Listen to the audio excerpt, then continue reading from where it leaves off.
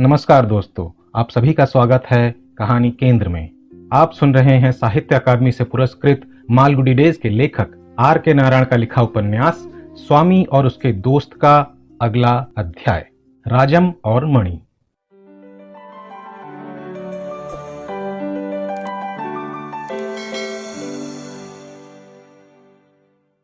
सरयू नदी मालगुडी की शान है। कस्बे की आखिरी सड़क एलामन स्ट्रीट से, जहां ज्यादातर तेलिए रहते हैं, ये 10 मिनट की दूरी पर है।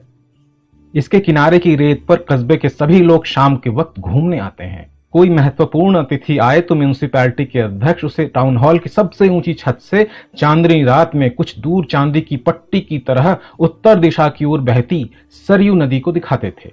आज शाम भी ढेर सारे लोग किनारे पर जमा थे। स्वामी और मणि भी एक सीढ़ी पर नदी के जल में पैर लटकाए बैठे थे। बगल में खड़े विशाल पीपल के वृक्ष की पत्तियां हवा में लहरा रही थीं। उसके कुछ पत्ते और टहनियां टूट टूट कर नीचे बहते पानी में गिर रहे थे। चिड़ियों की चहक से वातावरण गूंज रहा था। यहां से काफी दूर नल्लप्पा के आम वृक्षों के बाग के समीप बहती धारा में गाय भैंसों का एक झुंड नदी पार कर रहा था। फिर एक बैलगाड़ी वहां से गुजरी। गाड़ीवान मजे मजे से गाना गुनगुना रहा था। सूरज करीब 15 मिनट पहले डूब चुका था, जिसकी लालिमा चारों ओर फैल रही थी। अचानक मणि ने पूछा, इस जगह पानी बहुत गहरा है ना? हाँ है, लेकिन क्यों? मैं यहां राजम को लाऊंगा, उसे ऊपर ले जाऊंगा और नदी में फेंक दूंगा। राजम पहली कक्षा के सेक्शन ए में नया नया आया था। दूसरी तिमाही के पहले दिन वो मजे मजे से चलता क्लास में आया। आखिरी बेंच तक जाकर मणि के पास आराम से बैठ गया और तब तक चुप बैठा रहा जब तक मणि ने उसे धकेलने के लिए जोर से कोहनी मारी, जिसका उसने उससे भी ज्यादा जोर से कोहनी मारकर जवाब दिया। पहले ही दिन उसने पूरी क्लास में अपना रौब कायम कर लिया। वो नया विद्यार्थी था, अच्छे कपड़े पहनता था। क्लास में वही अकेला लड़का था जो जूते और मोजे दोनों पहनता था, फर की टोपी और टाई लगाता था और शानदार कोट तथा निकर पहनता था। यही नहीं, वो कार में बैठकर स्कूल आता था। यही नहीं, उसने ये भी साबित कर दिया था कि पढ़ने में भी वो बहुत तेज था। उड़ती खबरें ये भी थी कि वो मद्रास के किसी अच्छे अंग्रेजी स्कूल से यहां आया था। वो अंग्रेजी भी बहुत अच्छी बोलता था, बिल्कुल किसी यूरोपियन की तरह, जिसका मतलब यह हुआ कि यहां किसी को वो समझ में नहीं आती थी। कक्षा के बहुत से लड़के तो उससे बात करने से भी हिचकते थे, क्योंकि उनकी टूटी फूटी अंग्रेजी का खजाना बहुत थोड़ा था। सिर्फ शंकर ही, जिसे क्लास का जीनियस समझा जाता था, उससे बात करने की हिम्मत करता था। हालांकि राजम के सामने उसकी अंग्रेजी बहुत कमजोर और मामूली थी। इसी राजम को मणि अपना प्रतिद्वंद्वी मानता था। वो मणि के प्रति एक विशेष प्रकार की अवज्ञा से पेश आता था, जिसका मणि बिल्कुल अभ्यस्त नहीं था। मणि उसे कोहनी मारता तो राजम भी कोहनी से ही जवाब देता। मणि ठोकर मारता तो वो भी ठोकर लगा देता था। अगर मणि क्लास में मुखिया की तरह था तो राजम भी मुखिया ही था। इसमें यह बात भी जोड़नी होगी कि राजम को 70% नंबर मिलते थे और शंकर के बाद उसका स्थान दूसरा था। सबको यह ज्ञान हो गया था कि राजम कक्षा का नया पहलवान था। जैसे जैसे दिन बीतते जाते वो मणि के ऊपर छाता जा रहा था और उसके लिए ये एक नई समस्या पैदा हो गई थी। नदी की सीढ़ियों पर बैठकर ये कहने के पीछे कि राजम को वो बांधकर पानी में फेंक देगा, पूरी कहानी ये थी। स्वामी को यह सुनकर डर लगा और वो बोला, तुम भूल जाते हो कि उसके पिता पुलिस सुपरिटेंडेंट हैं। मणि कुछ देर चुप रहा, फिर बोला, मैं किसी की परवाह नहीं करता। किसी दिन मैं अपने मुकद्दर से उसके कंधे तोड़ डालूंगा। तुम्हारी जगह मैं होता तो पुलिस के लोगों से दूर ही रहता, बड़े खतरनाक होते हैं ये। स्वामी ने कहा, मेरी जगह तुम होते? अरे वाह, शुक्र है कि तुम्हारी जगह मैं नहीं हूं, कायर कहीं का। स्वामी ने यह सुनकर अपने होंठ काट लिए और एक आह भरी। मणि ने और भी कुछ कहा, मैं देखता हूं कि तुम राजम से बहुत दोस्ती बढ़ा रहे हो। मैं तुम्हें चेता रहा हूं, हाथ पैर बचा कर रखना, यही कह सकता हूं मैं तुमसे। इस पर स्वामी ने उसका विरोध किया। मणि क्या सोचता है कि स्वामी उसके अलावा किसी और की इज्जत कर सकता है? मणि ही तो उसका सबसे पुराना जिगरी दोस्त और नेता है। यह ख्याल उसे आया ही क्यों? स्वामी को जहां तक याद पड़ता है, वो 3 गज से ज्यादा राजम के पास गया ही नहीं। वो तो उससे नफरत करता है, नया अमीर बनता है। मणि ने उसे राजम के साथ कब देखा? हाँ ठीक है, सोमवार को ड्राइंग की क्लास में देखा होगा। राजम ही खुद उससे बात करने आया था और उसने तो मुंह फेर लिया था। गधे को पेंसिल तराश की जरूरत थी और उसने उसे नहीं दिया था। उल्टे कह दिया था कि इतनी जरूरत है तो दुकान जाकर खरीद लाओ। अरे राजम और मणि के बीच कोई बराबरी है? मणि ये सुनकर बेहद खुश हो उठा उस शाम वो पहली दफा हंसा और दिल खोलकर हंसता रहा। उसने प्यार दिखाने के लिए स्वामी को इतने जोर से झकझोरा और उसके कान उमेठे कि वो तिलमिलाकर चीखने लगा।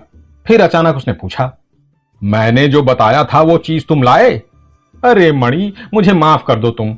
मां पूरे वक्त किचन में घुसी रही, मैं वो चीज ले ही नहीं सका।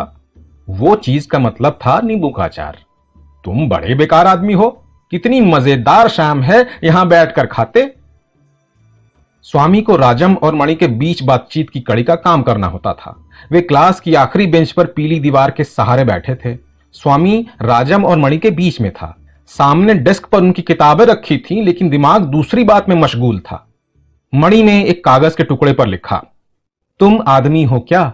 और स्वामी को पकड़ा दिया, जिसने उसे राजम की तरफ सरका दिया और गुस्से से उसकी तरफ देखा। राजम ने उसे पढ़ा, तोड़ा मरोड़ा और दूर फेंक दिया। इसके बाद फिर मणि ने कागज पर वही बात लिखी और उसमें एक वाक्य और जोड़ दिया, इसका जवाब नहीं दोगे तो तुम कुत्ते की औलाद हो, और आगे बढ़ा दिया। राजम ने उसे पढ़ा, घूर कर स्वामी की तरफ देखा और कहा, शैतान, मुझे परेशान मत करो, और इसे भी मरोड़ कर फेंक दिया। यहां आकर बातचीत रुक गई। तभी टीचर ने कहा, स्वामी खड़े हो जाओ। और स्वामी आज्ञाकारी छात्र की तरह उठकर खड़ा हो गया। टीचर ने पूछा, लिस्बन किस बात के लिए मशहूर है? स्वामी जरा हिचकिचाया, फिर जवाब दिया, स्पेन की राजधानी होने के लिए। टीचर ने अपनी मूंछ पर हाथ फेरा और दूसरा सवाल किया, भारत की जलवायु के बारे में तुम क्या जानते हो? ये गर्मी में गर्म और सर्दी में ठंडी होती है। टीचर चीखा, बेंच पर खड़े हो जाओ। स्वामी चुपचाप बेंच पर खड़ा हो गया। वो खुश हुआ कि उसे बेद की सजा न मिलकर यह सजा दी गई है। टीचर पाठ पढ़ाता रहा, अफ्रीका जंगलों का देश है, नील वहां की सबसे महत्वपूर्ण नदी है। समझ में आ रहा है मैंने क्या कहा अभी? उसने पहली बेंच पर एक लड़के की तरफ इशारा करके इस सवाल का जवाब देने को कहा। लड़के ने फुर्ती से जवाब दिया कि नील अफ्रीका की सबसे महत्वपूर्ण नदी है, और टीचर इस जवाब से संतुष्ट हो गया। और नील क्या है? और इस पर एक लड़के ने लपक कर जवाब दिया कि ये अफ्रीका की सबसे महत्वपूर्ण नदी है। तो उसे डांट पड़ी, क्योंकि जब तक किसी से कहा ना जाए उसे जवाब नहीं देना चाहिए। चुप हो जाओ, चुप हो जाओ, आज क्लास में इतना शोर क्यों मच रहा है?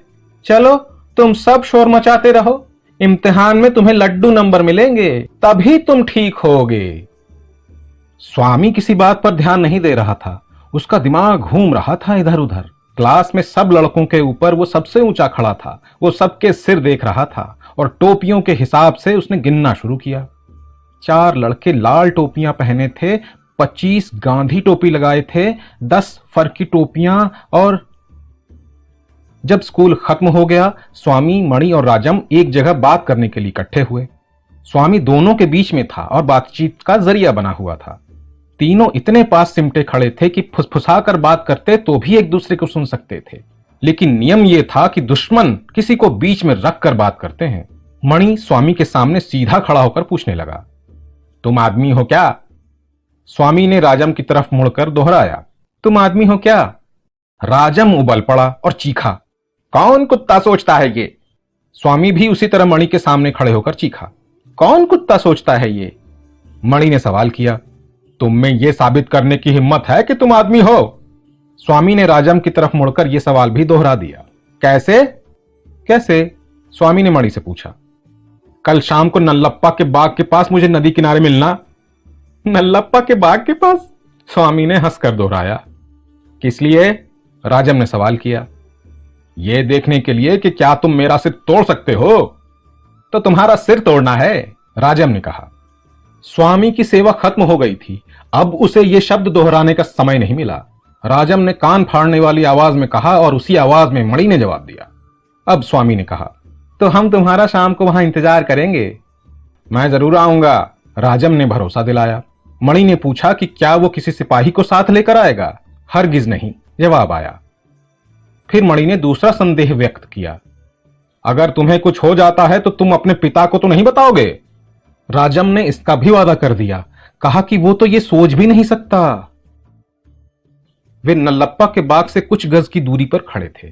6 बज चुके थे और यातायात खत्म हो गया था। सैर करने वालों की भीड़ यहां से काफी दूर थी। स्वामी और मणि रेत पर बैठे थे। दोनों एकदम चुप थे। मणि जमीन को घूर रहा था। उसके हाथ में एक छोटा सा लकड़ी का मुग्दर था। वो सोच रहा था थोड़ी देर में वो राजम का सिर तोड़कर नदी में फेंक देगा, लेकिन अगर सिर मिल गया तो, मिल भी गया तो लोगों को पता कैसे चलेगा कि ये काम उसने किया है? फिर राजम अगर भूत बनकर रात को आए और उसे डराए तो क्या होगा? बाबा के गुजर जाने के बाद वो अकेला ही सोता था। राजम का भूत रात को आकर उसके बाल खींचे तो? अच्छा यही होगा कि उसे मारा ना जाए। वो सिर्फ उसकी हड्डियां तोड़ेगा और फिर अपने हाल पर छोड़ देगा।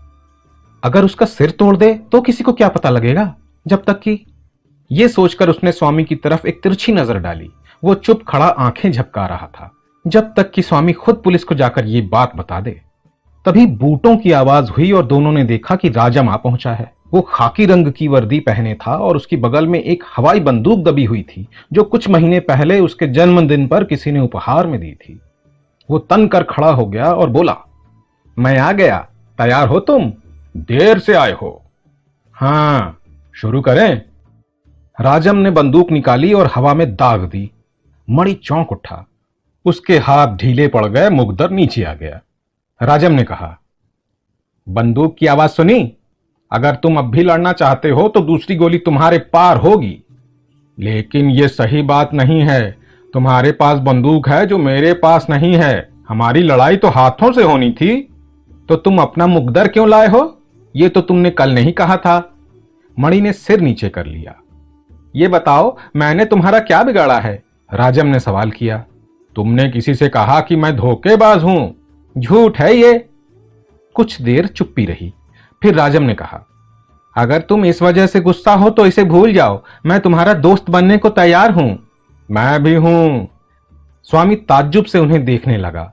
मणि से दोस्ती का नाटक करते हुए भी वो राजम को पसंद करता था और उससे दोस्ती करना चाहता था। इस बेकार के झगड़े का परिणाम कितना बढ़िया हुआ था। वो खुशी से नाचने लगा।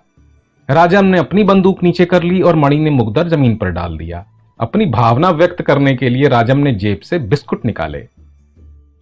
नदी मंद गति से बह रही थी। पीपल की पत्तियां सर सर कर रही थीं। देर शाम की हल्की रोशनी चारों ओर फैल रही थी और नई दोस्ती की उमंग में तीनों बिस्कुट खा रहे थे। स्वामी को दुनिया में बड़ी शांति महसूस हो रही थी।